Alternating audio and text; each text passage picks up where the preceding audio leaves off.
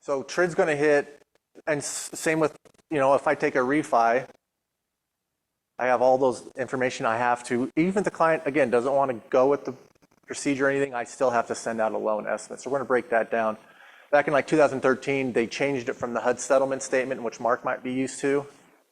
Breaks down credits and debits, really easy. Like if you're an accountant, like you really quick and easy to look at. Feds came out and said, hey, you have to use this. This is clearer, is what they said. So, and then if I change anything with the APR,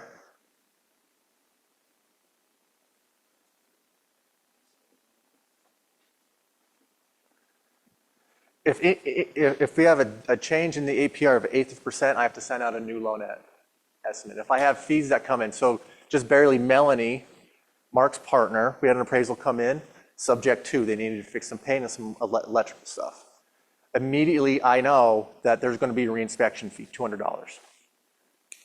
Loan estimate just went out with the $200 reinspection fee. So any changes we have, if an employer says, hey, you got to pay me $50 for a verification employment, boom, loan estimate goes out. HOA needs docs, it's going to cost me $400. Sometimes we have to roll it and we got to send out a loan estimate. Loan estimate is very, I need a signed loan estimate to even get the file going.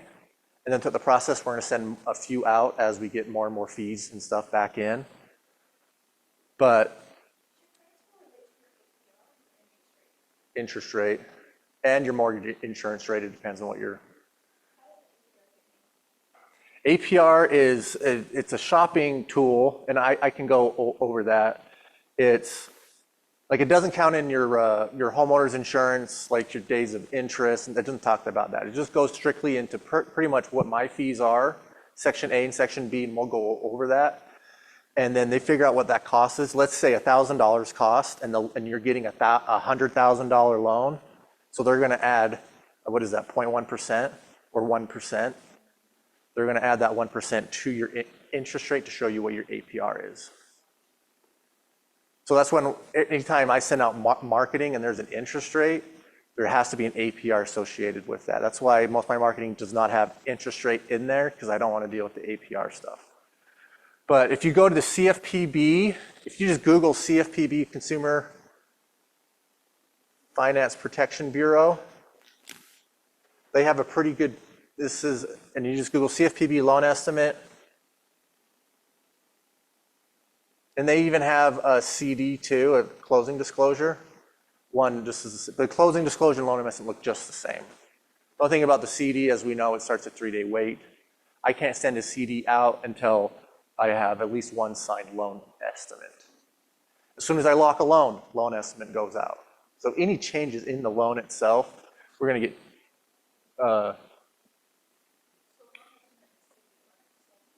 they look the same, but they're not. The CD starts that 3-day mandatory wait to close. That's why it's kind of a big deal to let agents know, hey, the CD's out. So if you have a closing on Friday and you haven't heard anything from your clients or anything on a Tuesday, you got to be calling your lender and be like, hey, where's the CD? Because if we don't have that, there's no way you're closing on Friday. Right? So for edification, it's kind of fun to go play around. This is an interactive website, just CFPB loan estimate. That's what you have in front of you. We'll kind of break that down. But I even send my clients here, but if you go, it's really interactive. It's pretty cool. Like if you hover over like what, and you click on it, it will tell you to the right what this means or why it's there. So you keep on going through. So as an agent, this helps you to shop with your clients and also walk them through what the bottom line is. Melanie's client kind of had a freak out because he was having a hard time reading the loan estimate. He's thinking he's coming to close with like $22,000 when really he's coming in with like 12. So I walked him through it, but he still was freaking out. So I wish Melanie was here too. So you can sit down with your client and say, don't freak out. Let's look at this together. Take 5 minutes. The lender the lender will do it, but usually clients will want a little reassurance.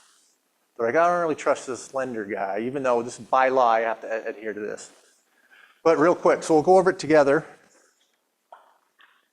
What the first thing you want to look at is make sure we have the names right. There's been plenty of times I've fat fingered a name. We just want to make sure the name's right. You want to make sure the property address is correct, the top left. And then most importantly too, make sure the sales price is right. So make sure the sales price is right.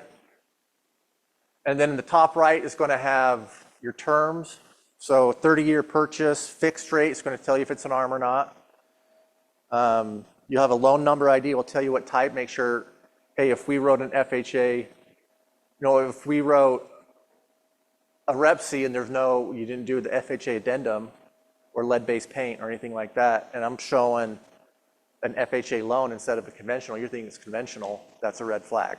It's like, hey, why are we in an FHA when I don't have the FHA disclosures or I didn't offer this as an FHA? So I'll tell you the loan type.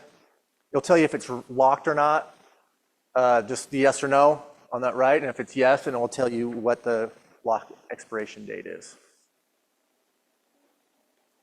So those are kind of things you want to look at as soon as you first take a look. Then you're going to go to the loan terms in the middle of the page, your loan amount, your interest rate, your monthly principal and interest. Big thing, make sure if there's a prepayment penalty and what it is, and if there's a balloon payment. Who here knows what a balloon payment is? What's a balloon payment? It's where you make a big sum of money to write it all off. Pretty much, yeah. Yeah, you can have a 30-year term, but a balloon payment in 10. So they write the loan as if it's a 30-year loan, but they're saying pretty much it's due in 10.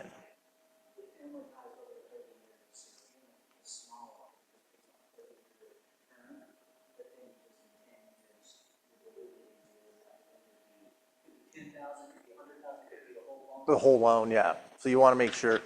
Most conforming, like FHAs, conventionals and stuff, they're not going to have a prepayment penalty nor a balloon payment. But with those one-off weird ones, they do. Especially if you're an investor, you probably might have a balloon and you might have a prepayment penalty. So you want to look at those as a real estate investor. Yeah, you could. You could do it if you want, yeah. Yeah, conventional you can do anytime. If you're in a conventional loan and in a year you win the lottery or you inherit a large sum of money, you can put it toward your principal and do a recast is what we call it. You don't have to refinance it, you just recast it, resets it with what you paid it down to.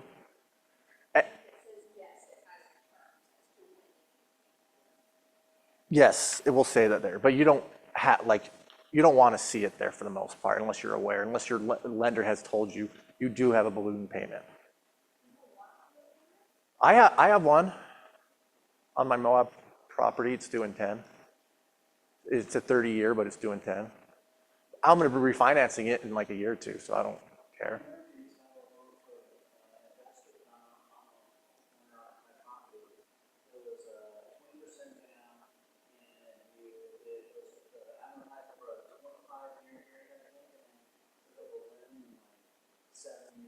I think Marcel got into that one from Real Advantage. He has one loan like that. I talked to him about it. So just be aware, like what you're looking at, especially as soon as you start buying your own investment properties. Just make sure. Yeah, you're mostly going to see it on investment property loans. So as you start acquiring your portfolio, make sure what the balloon payment is and the prepayment penalties that the lender told you it is. So if it says, yeah, because you're shutting down that loan. That loan's paid off and gone, so there's no longer any restrictions on that. So make sure the loan amount looks right. What's funny too, on your REPCs, the first page you put what the loan amount's going to be. We don't even look at that. We don't even care what you put. You can put $1 million. We don't care. No, it doesn't. For you guys, you might have to. Yeah, I mean, you do it to present to the sellers. This is what their loan amount is, but we don't adhere to that. So when I say, hey, we're going to actually put 3% down, you're like, oh, do I need to change the REPC or write an addendum? No. So No prepayment penalty, balloon payment. This is where it gets a little confusing for clients. They're fine with that. The loan terms, it's the projected payments.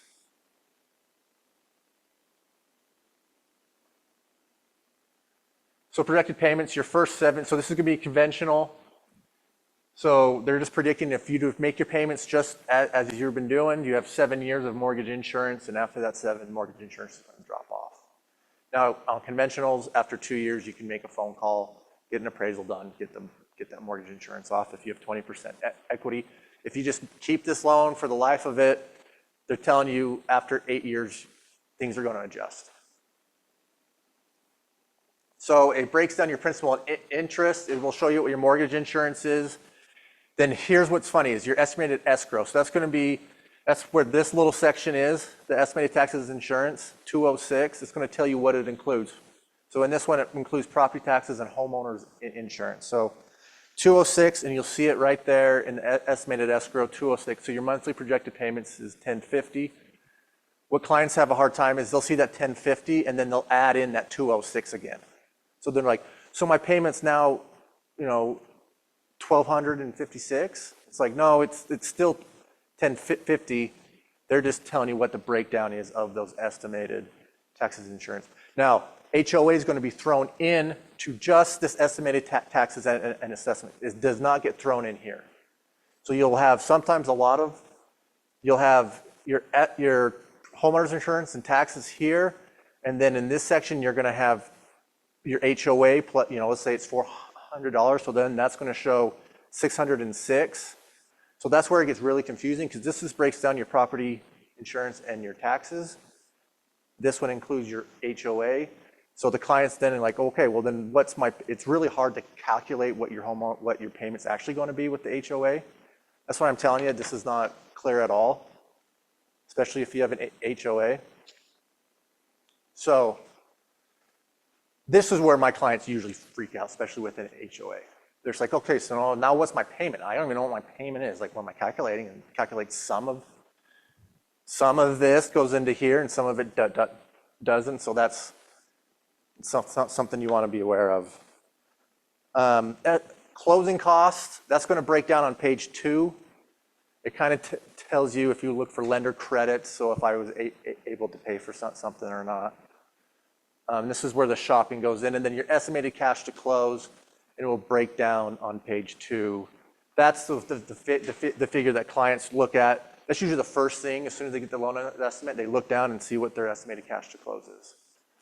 And so we're going to break down the cash to close real quick.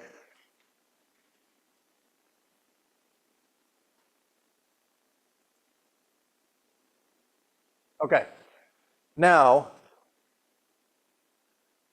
what you really want to look for, especially if you're shopping around, is the first page is going to tell you your interest rate. So you want to focus on your interest rate. And then on page 2, what you really want to focus on is section A and section B. Those are your lender fees. Everything else is going to be the same no matter where you go. So your clients are going to use Real Advantage or Meridian, whoever you want. That's section C. That's no matter what lender they go with, section C is going to be the same no matter what. On the far right, it's going to have what we call your prepaids and escrow. So those are going to be the same no matter where you go. I see a lot of lenders, we'll kind of go through this. They'll like put a really small homeowner's insurance. They'll do a closing for 3 days. So only 3 days of interest are being collected instead of we're closing on the 5th. So we need to collect 25 days or 26 days of interest. I see a lot of lenders do that to show their bottom line is going to be cheaper. In actuality, that's what I'm saying is if you are comparing, you want to look at just section A and section B. The rest is going to be the same no matter where you go. Your closing date's the same, your homeowner's insurance is the same, your property taxes are the same, but we'll break those down. So section A is going to be your points. So if you're paying anything to get that rate, if there's an application fee, underwriting fee, those are going to be your 3 big ones.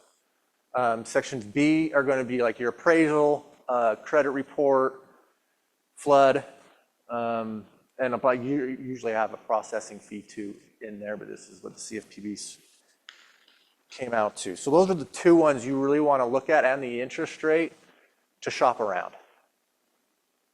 The rest, don't even look. I mean, I tell clients, if you're shopping, don't even look at the other stuff. It doesn't matter. But if you're going under contract, this is going to give a good idea. The section C is going to be your title services. Should be on the, yeah. Section C is going to be usually your title services. I've never seen a pest inspection fee that, oh, I have. Usually pest inspection would be up in service B, but we'll say C, that they can shop for. So title you can shop for. Pest inspections you can shop for. Sections A and B you can't. Those are just what the lender fees are. Over on the right-hand side, again, prepaids and interest. So we're going to find out what your homeowner's insurance is. We're going to collect it at closing. Sometimes with HOAs, I have a master policy that covers walls in. I just don't collect. I tell the clients to handle it outside of closing.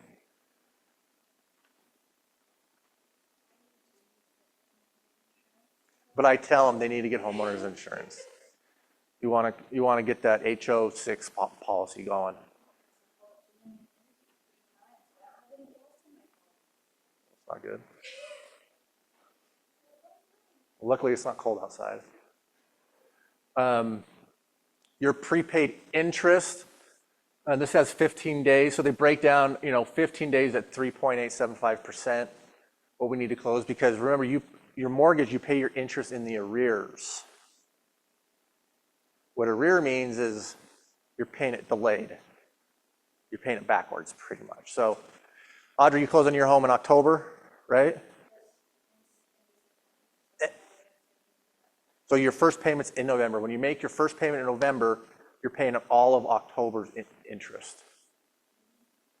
So now you have all of October taken care of. You close in September, so they just need to collect enough in September to make the loan full, so your first payment's in November. So we got to collect your per diem. Like I said, some mortgage guys will say, I'll put 5 days in there to show less cash to close, when in reality we're closing on, like I said, the 5th or the 3rd.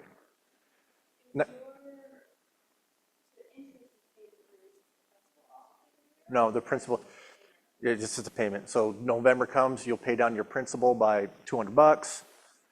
The rest goes to October's interest. And if you ever looked at an amortization schedule, it's really sad the first 5 years.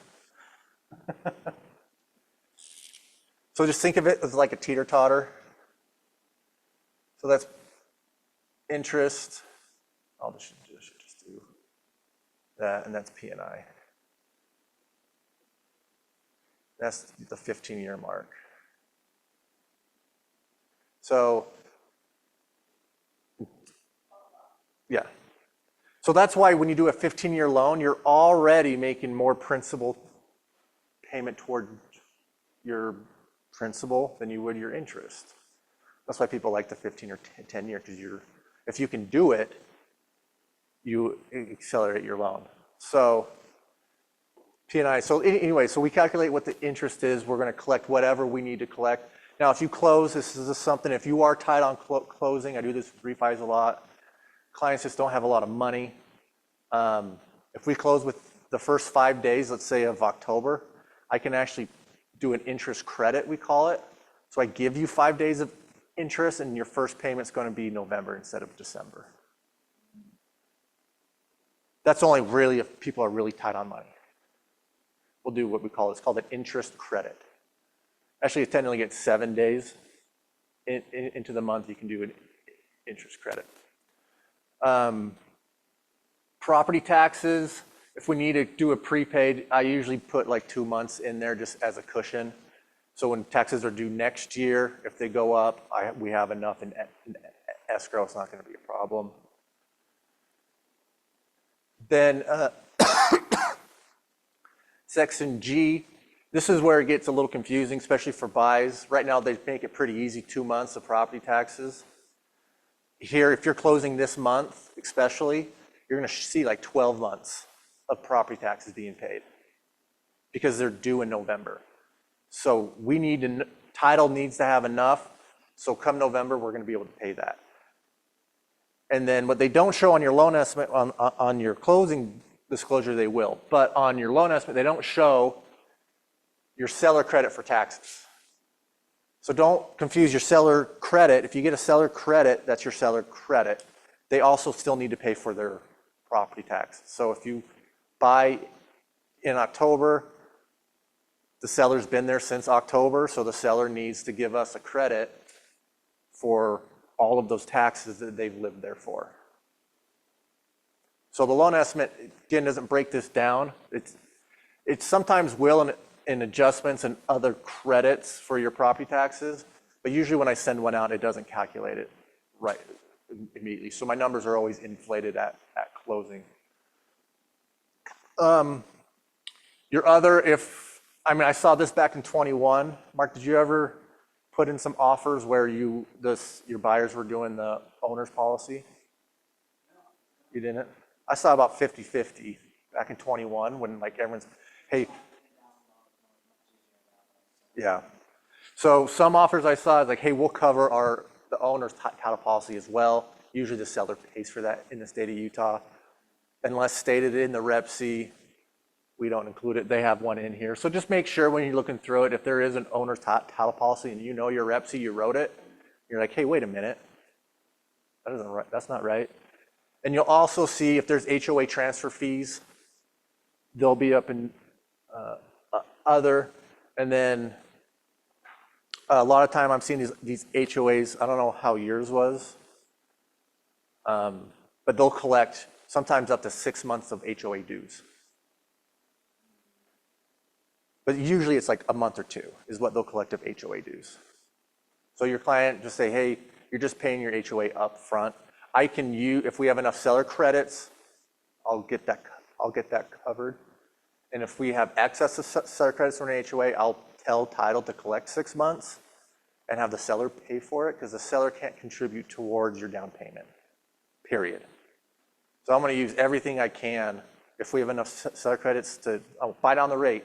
We'll collect 6 months of HOAs. Like we wanna use every single penny of the seller credits, if I have it. Another thing too, when you're shopping around, section J, you'll see this little thing called lender credits. That's if I have something in, or your rates. I wonder if I can log into my rates and I can show you how they work. But that's where you see those like low cost or no cost closing fees. So what I do at this shows an interest rate of 3.8. Yeah, so 3.8, let's just say the investor said, I'll give you 3.8 and I'll give you $5,000 for closing costs because they raise your rate to sell it, and that's gonna be in lender credit. So when you're shopping, you wanna look at the interest rate, you wanna look at section A and B, and then look at section J to see if there's any lender credits there to help offset. I'll usually will have some lender credits in there because your rate's never just zero. It's either you're paying for that rate or you're getting a lender credit for that rate. So, and that helps too. It's like, hey, you're tied on cash to close. Let's raise your rate by 1/8. Your payment goes up $8, but now I have a lender credit of $1,500. Again, if you just go to the CFPB website, it will walk you through it. But those are the main things you wanted to look for. And then that bottom right will break down. It's going to be your total closing costs, which are the total of all these A through J.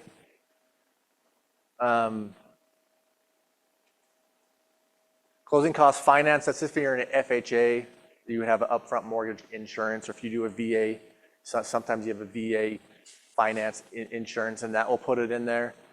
Then your down payment, then your deposit or your earnest money goes towards the transaction. So I put it as a credit, so it will show as a negative. And then seller credits, if we have seller credits on the Rep C. So again, as an agent, you wrote your offer, make sure the property address is right, the purchase price is right, and go make sure the seller credits of what you negotiated are in there correctly. And there's sometimes it changes. Sometimes addendum 1 has 1,500. I don't know about addendum 3. And then also my client's like, hey, I thought I'm getting $3,000. It's like, oh, I just need the addendum showing what the seller credits are. So seller credits there, and then adjustments and other credits, that's where you're going to see your property taxes from the seller. But that is the loan estimate. And then the third page is kind of irrelevant.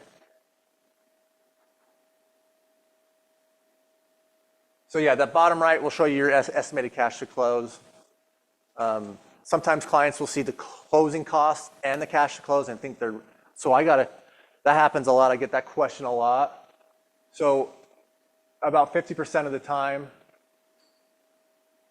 the clients will see, if we go to the page 1, the very bottom, you'll see $8,000 in closing costs and $16,000 cash to close.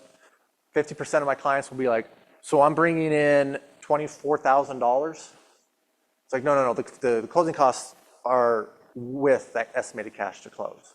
And that second page breaks it down in the bottom left. So I get that question. I get primarily, what's my actual payment? This is confusing. And then what's my actual cash to close?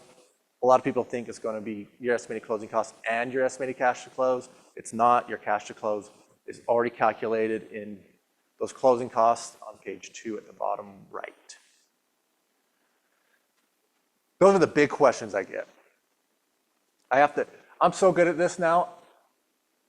I'll look at my client's loan estimate when it goes out, and I'll have it memorized for like a week and a half. So I'll tell my clients, hey, just call me wherever you're at. When you have it in front of you, I'll walk you through it. I'll be driving. I'll be like, yeah, line 1, line 2, section A. Just because as soon as you look at these, I see like 5 a day.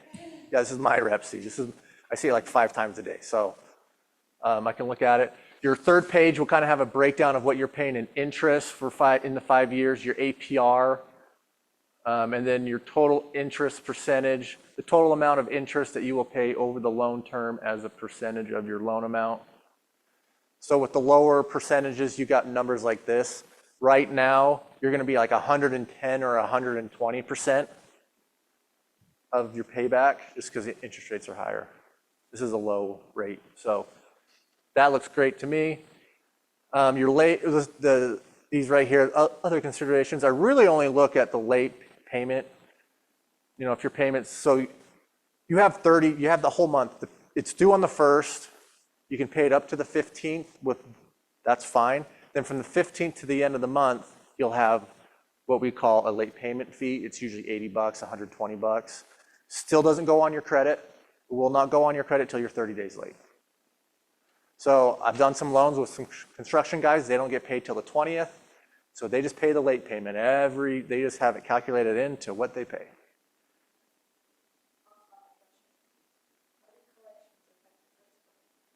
Depends on how far away and what kind. It'll hurt your credit. That's weird. Maybe that's why they're not getting back to you. How long ago did it go on? Yes. It's a good thing it happened now and not 2 weeks ago.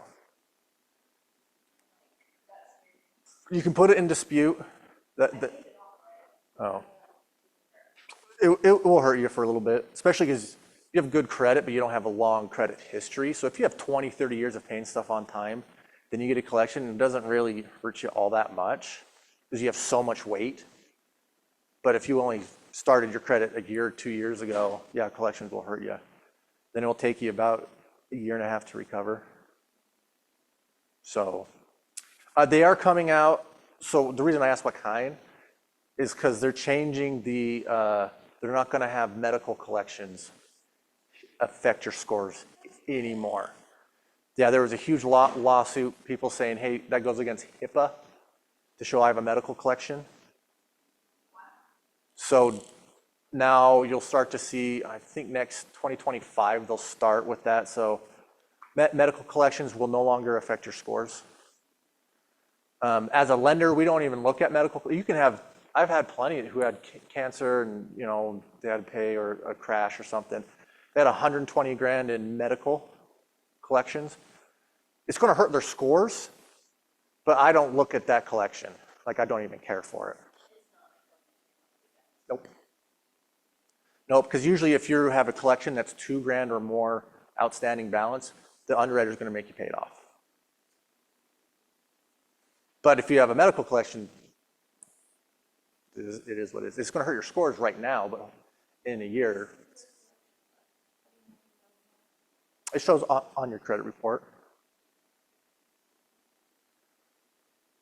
I mean, I've had, if you ever had Comcast or DirecTV, confirm with them you don't have a collection, like if you're not sure, because I've seen a lot of people, this happens quite a bit with collections, is DirecTV or Comcast, you have your little box, and if you don't return it within a certain amount of days, collections.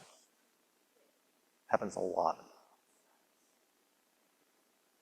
A lot. So if you ever discontinue service with any of those guys, make sure they take pictures, get receipts, mail it to them, FedEx it with the tracking number, say, hey, you got all your stuff, you better not come after me for collections. And they won't even call you, they'll just put it on. Yeah. So collections, I don't know why, but a simple phone call or a simple email or even mail me something, yeah, they don't try to get a hold of you. They just be like, I'll put it in collections. We don't want to do the bandwidth of getting a hold of her. So yeah, just give it some time. The further distance you get away from it, the more your scores will climb. Especially you getting a mortgage too will help. Especially after a year making your mortgage payments, 12 payments in, you'll see your scores go up.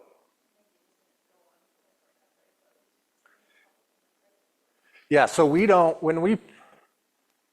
I'll usually only pull credit once. And when I take it, it's just a snapshot in time. I'm not going to get alerted. The only time we get alerted if something's going on is if you pull out new credit.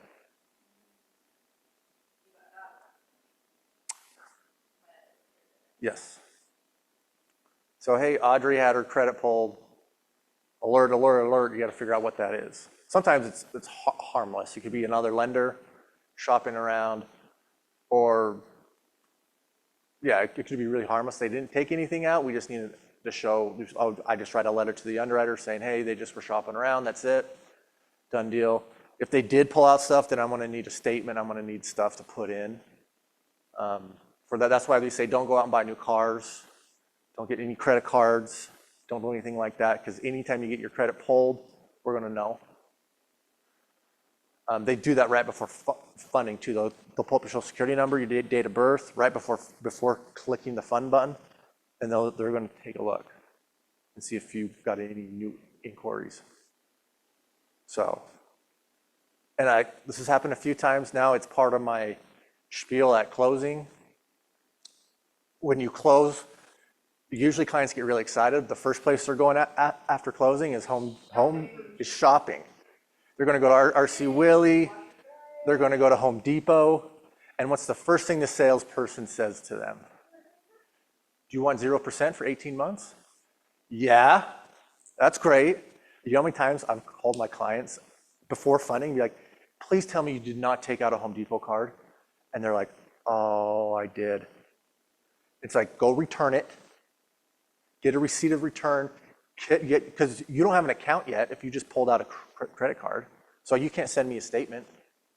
So I'm like, you got to go return all your stuff.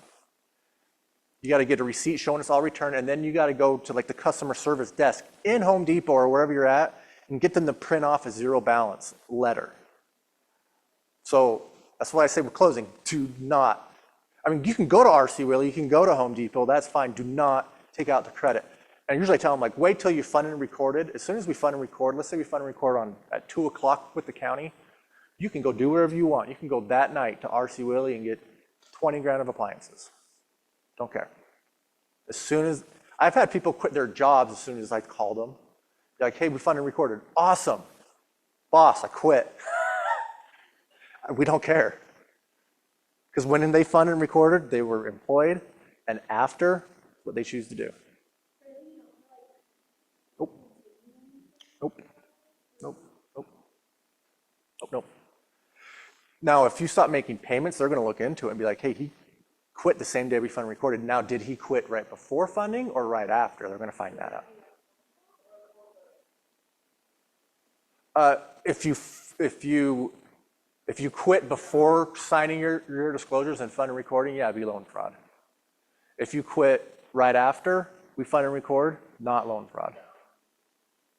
No, I've had a trucker. He had to keep this job, a trucking job with like Ryder, I can't remember.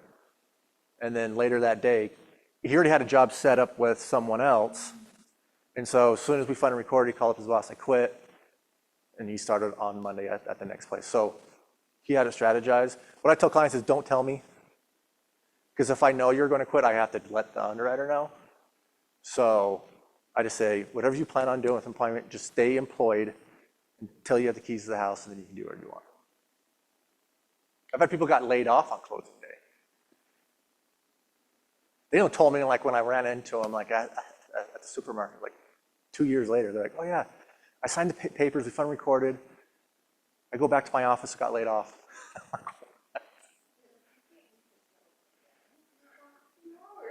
Yeah, something. I got some funny stories.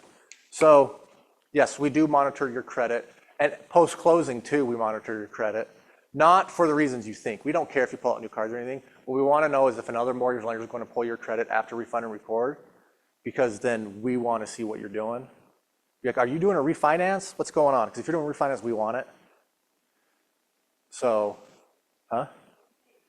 we want to get paid. Also, it's that old, like, you know how lenders say, hey, you have to make 6 payments. That's for them. So page 1 says there's no prepayment penalty. Means you can pay off your loan anytime. That's through a refinance. You win the lottery, pay it off anytime. We say, please don't pay it off for 6 months because they'll claw back our full commission. So I tell clients, if you want to refinance, please let me do it. So I can just, it's a wash for me. But yeah, if you do it before 6 months, we get a clawback and it sucks. It's happened 3 times to me. One was a guy sold his $2 million house in California. And he's like, I'm just going to pay off this loan. And I'm like, please don't. And he's like, and he's a very savvy guy. And he's like, why would I pay interest on this? I'm like, yeah, it's fair. Send me your friends, please. Oh, a real cool thing, since we're talking about that, I don't know if I sent you this, but usually when I'm doing the pre-approval, I'll send the clients, if you just Google opt out,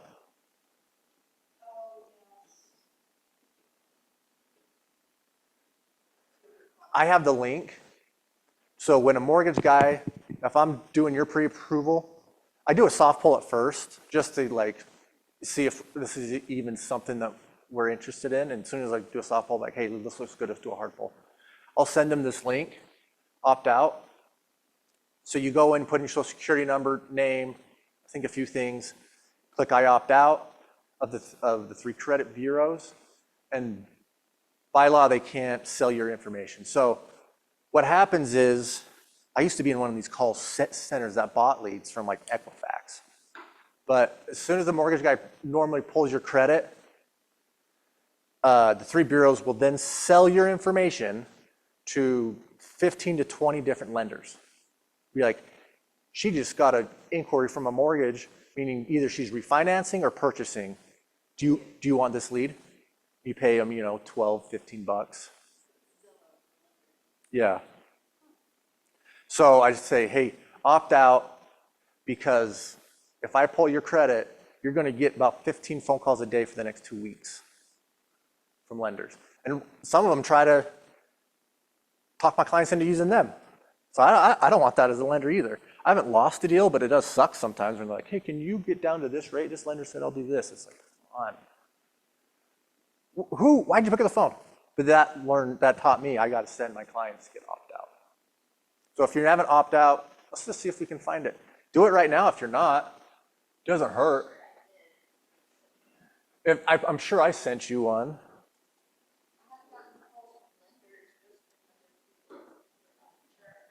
I think it's about Crease.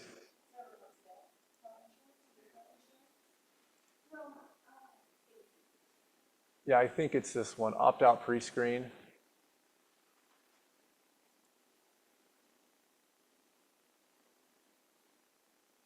you want to opt out. And I opt out by mail too. So you ever notice if your credit limits get a little tight one month, you get a bunch of letters in the mail from credit cards? Their bureaus are selling your information, say, hey, they're getting closer to the limit, do you want?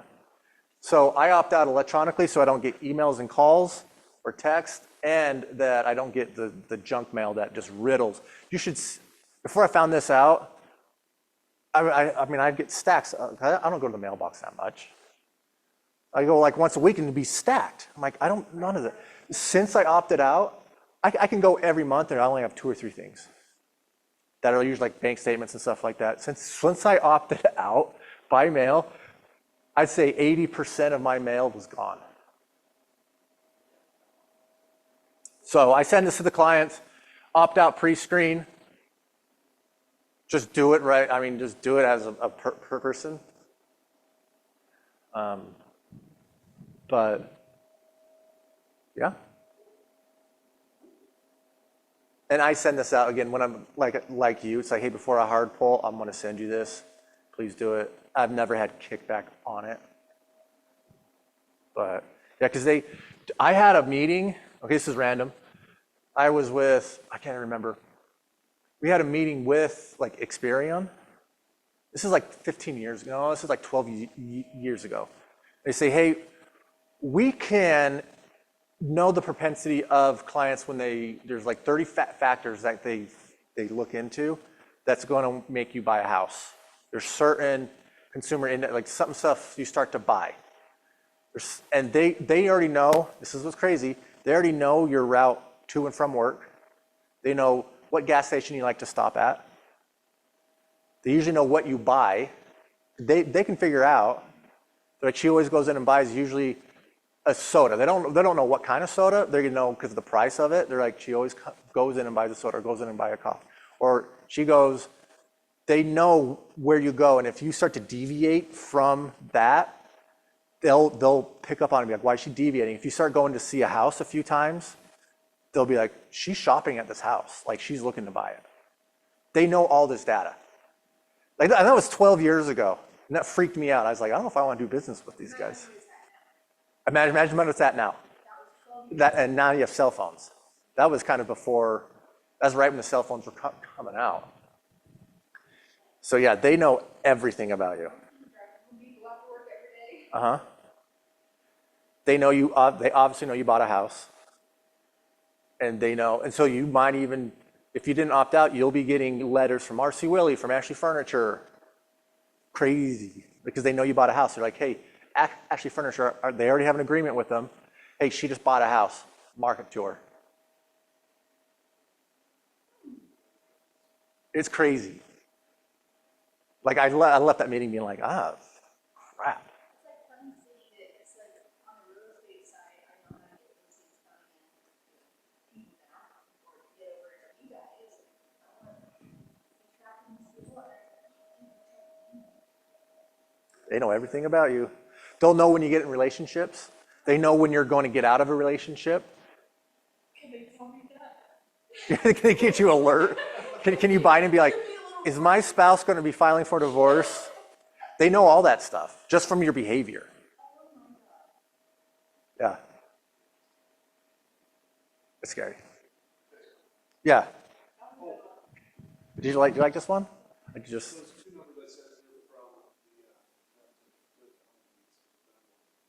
Okay.